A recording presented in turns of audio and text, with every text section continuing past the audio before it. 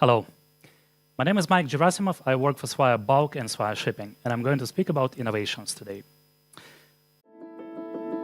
So my topic today is navigating the future, new technologies in risk management and claims automation for marine insurance.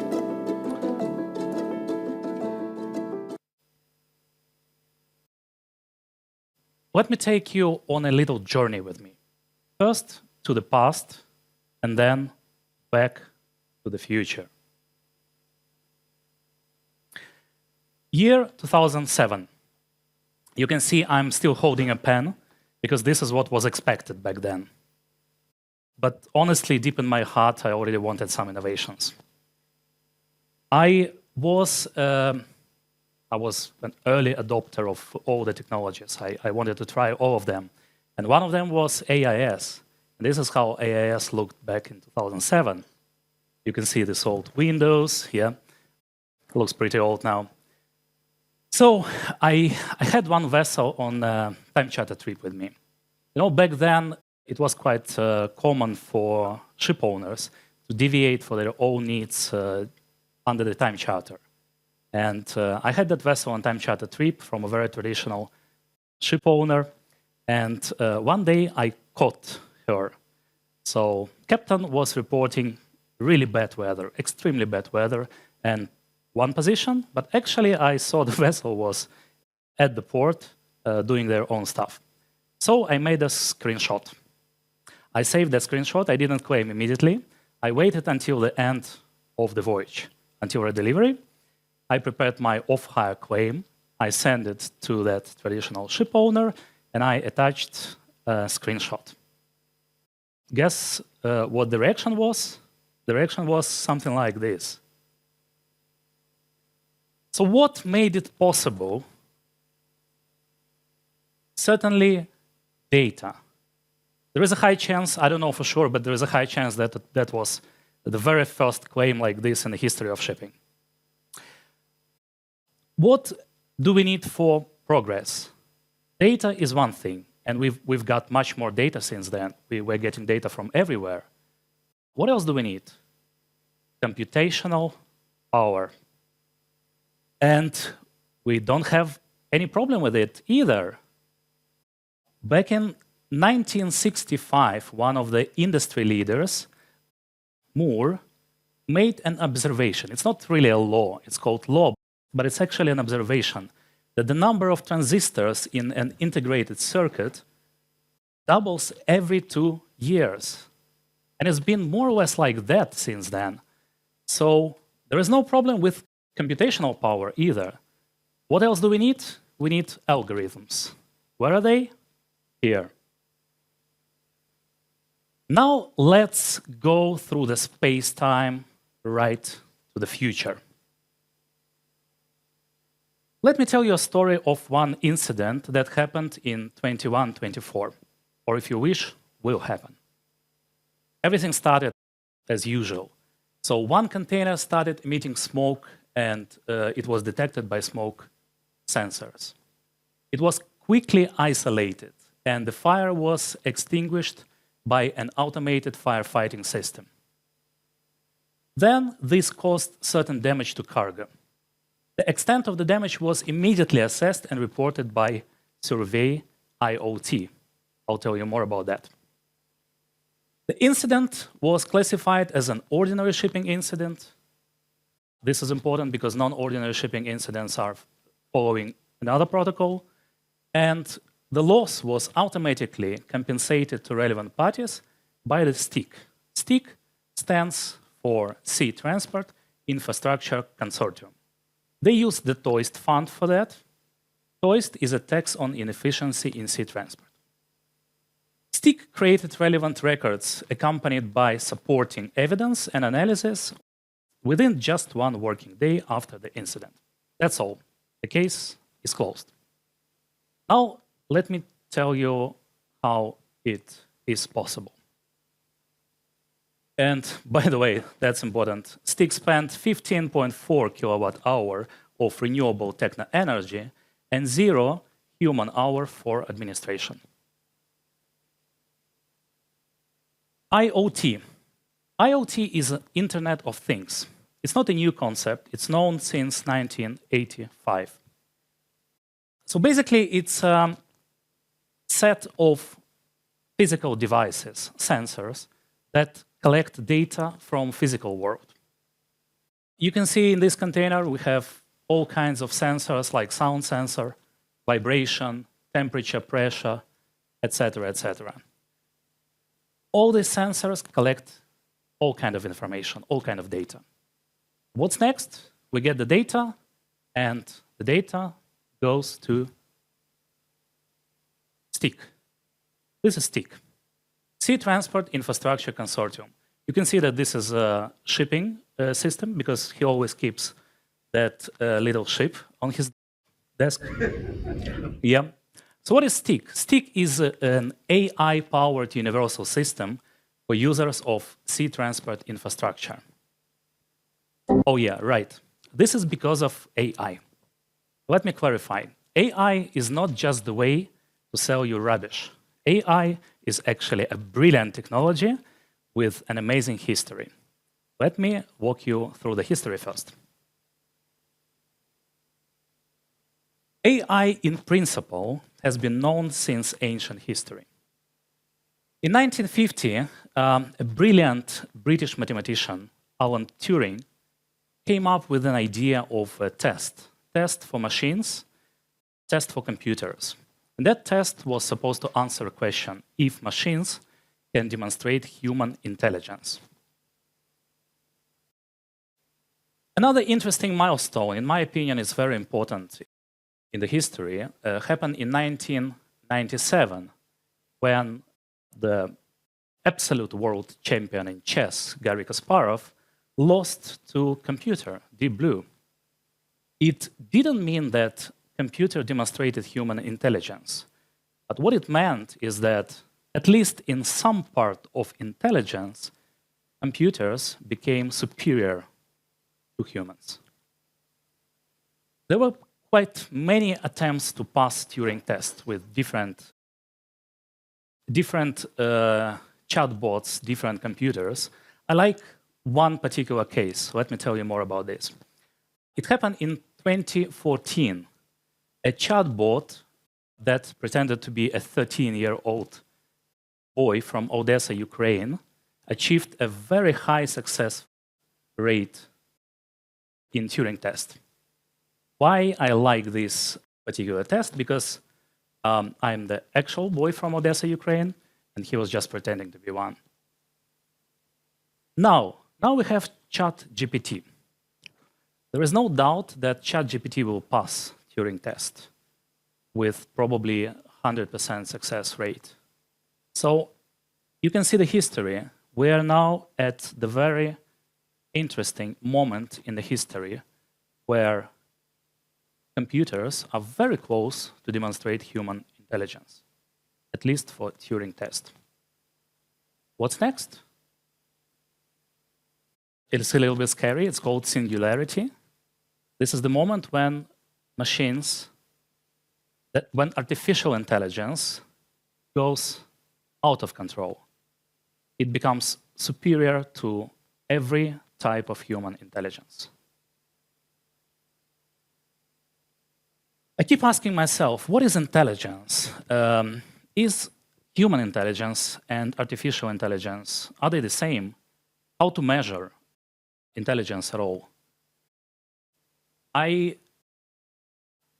checked, and all these people, all these philosophers and scientists tried to answer this question, but they haven't come to a single answer. Why? You may ask, what about IQ test? What if I told you that my IQ is only 80? The credibility of all this would probably drop immediately. What if it's actually 160?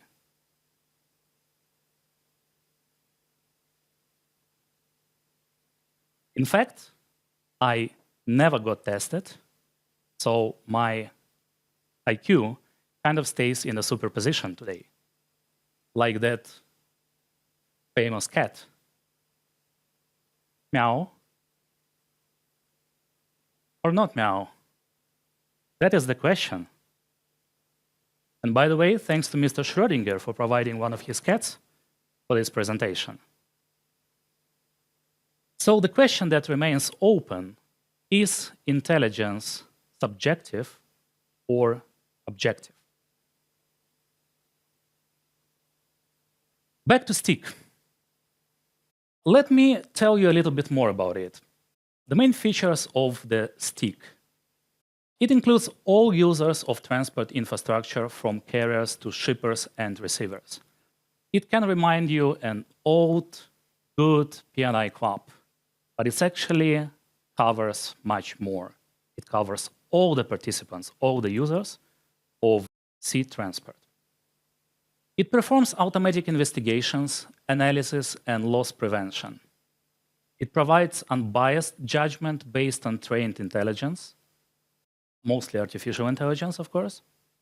It focuses on the end consumer interest and promotes transparency and automation by taxing inefficiencies. It simulates loss prevention and implementation of Internet of Things by applying differentiated taxation. It automatically manages Toist Fund tax on inefficiencies in sea transport and covers all the ordinary shipping incidents. Who decides what shipping incident is ordinary? It is still us, humans. It is managed by its members and supported by international conventions. You may ask, okay, it's so complicated. Where is the value? Does it generate much value? Let me explain you. Let's look at the whole system from the end consumer point of view, because we're all end consumers. What's our interest? Our interest is to have affordable goods. If we simplify, the cost of goods consists of the manufacturing costs, then freight, everything related to transport, and then some other expenses. There is a significant risk component in freight. So let's zoom in and look at that. It consists of expenses for staff, someone like me, insurance, like insurance premiums, third-party services, maybe like some of you, as well as residual losses. Now, let me ask the president of Argentina to help me with the next step. Ministerio de Turismo y Deporte, afuera. Ministerio de Cultura, afuera. Ministerio de Ambiente y Desarrollo Sostenible, afuera. Ministerio de las Mujeres y Género y Diversidad, afuera. Ministerio de Obras Públicas, afuera, aunque te resistas. So basically, with this system, by automating everything, we are getting rid of most of the expenses in these three categories. And what I especially like, we also reduce significantly these losses, because this system automatically performs loss prevention. Loss prevention is the most real value that you can get in this business. Now back to stick. You may ask, how come they all trust stick? So many participants of this logistics chain, right? Is it even possible? It's possible, and there is a solution to that. The solution is called open code blockchain. Yeah. By the way, blockchain is not just the way to sell your rubbish. Blockchain is a beautiful, brilliant technology that has been known since 2008. It's a relatively new technology, relatively new idea. And the main features of this technology are decentralization and transparency. That's it. The problem of distrust is solved. By the way, it wasn't my idea. I heard it first from Mr. Eric Muskin, 2007 Nobel Prize winner in economics. And this is my favorite picture of Mr. Muskin. Traveling again through the space-time, now into today. I personally believe that all these brilliant technologies, they can change our world. But this change, realistically, will probably be more evolutionary rather than revolutionary.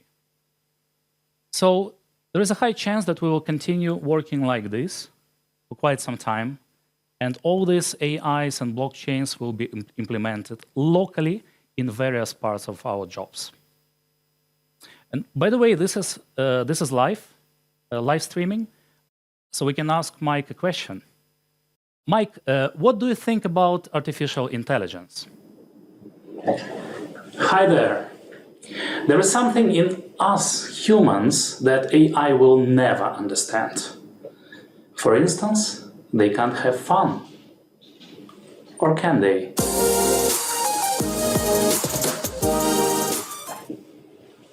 Enjoy the conference.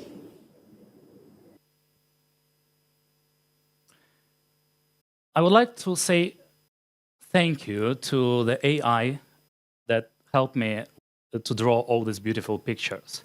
You can see how I'm drawing now with AI on the left, and these are my natural skills. Yeah, I know you didn't like it because this is the worst performing post on my LinkedIn. Yeah. And by the way, there is a fantastic story, incredible story behind this shape. Mathematicians have been looking for this shape for a couple of centuries. It's an incredible story. It was found last year. So, and I encourage all of you to scan that QR code, find this post, and read more about it. If you like it, just like it.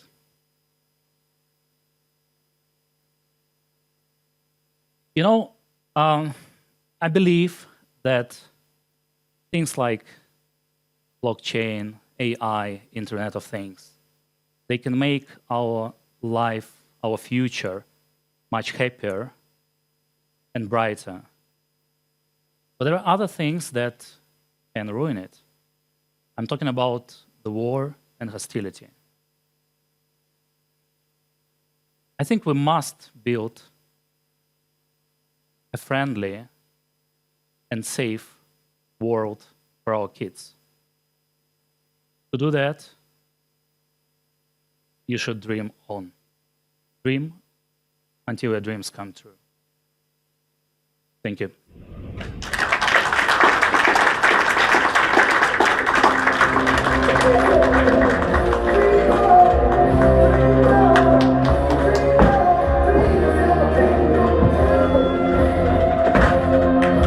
Thank you.